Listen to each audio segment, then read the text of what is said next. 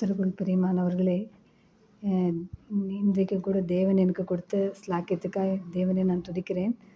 உங்களோட ஒரு சில வார்த்தைகளை நான் பகிர்ந்து கொள்ளும்படியாய் வாஞ்சிக்கிறேன். Christ is risen, truly he is risen. And also Christ is ascended, truly he has ascended. எல்லா நெருக்கமும் மாறிடும் காலம், நம் சுகவாழ்வு துளித்திடும் நேரம். எல்லா நெருக்கமும் மாறிடும் காலம், நம் சுகவாழ்வு துளித்திடும் நேரம். அவர் நாமம் எல்ரோய், நம்மை எந்நாளும் காண்கின்றவர். அவர் நாமம் எல்ரோய், நம்மை எந்நாளும் காண்கின்றவர். கைவிடப்படுவதில்லை, நாம் ஒடுங்கி போவதில்லை. ஓஹோஹோ, கைவிடப்படுவதில்லை, நாம் அவமானம் அடைவதில்லை. முந்தின காரியமோ பூர்வத்தின் எல்லைகளோ, முந்தின காரியமோ பூர்வத்தின் எல்லைகளோ. ஒன்றும் நினைத்திடாதே, நீ ஒன்றுமே நினைத்திடாதே. இயேசு புது வழி திறந்திடுவார், இயேசு புது வழி திறந்திடுவார்.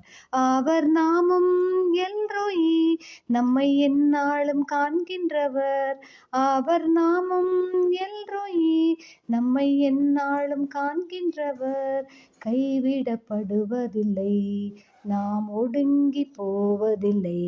ஓஹோஹோ, கைவிடப்படுவதில்லை, நாம் அவமானம் அடைவதில்லை.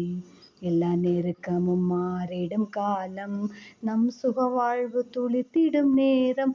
அவர் நாமம் எல்ரோய், நம்மை எந்நாளும் காண்கின்றவர்.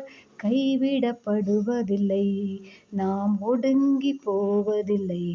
ஓஹோஹோ, கைவிடப்படுவதில்லை, நாம் ஒடுங்கி போவதில்லை. விசேஷமாக இந்த 8 மாதமும் ஆண்டவர்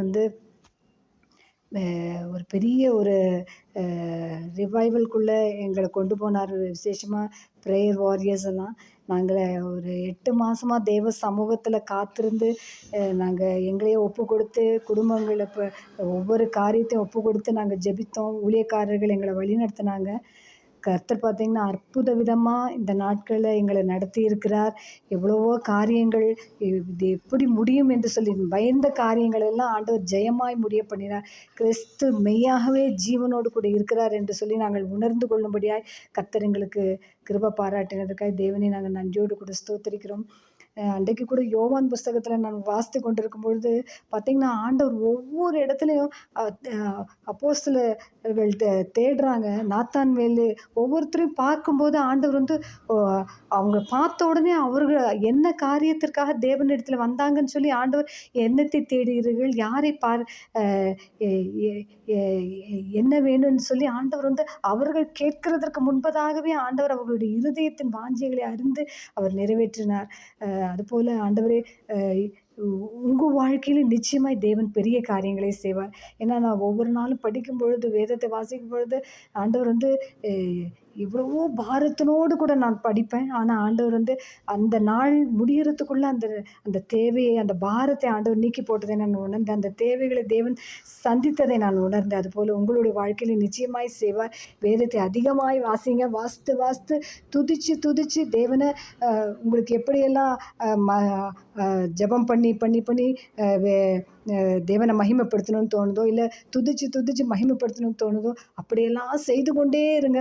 ஒரு நேரம் வரும், கட்டாயமாக தேவன் நிச்சயமாய் உங்கள் கட்டுக்களை உடைக்கிறதை நீங்கள் காண்பீர்கள். அதை என் கண்ணார நான் கண்டேன். தேவன் நிச்சயமாய் அது உங்களுக்கு செய்வார் என்று சொல்லி நான் நம்புகிறேன். இயேசுவுக்கே மகிமை உண்டாவதாக. ஆமென்.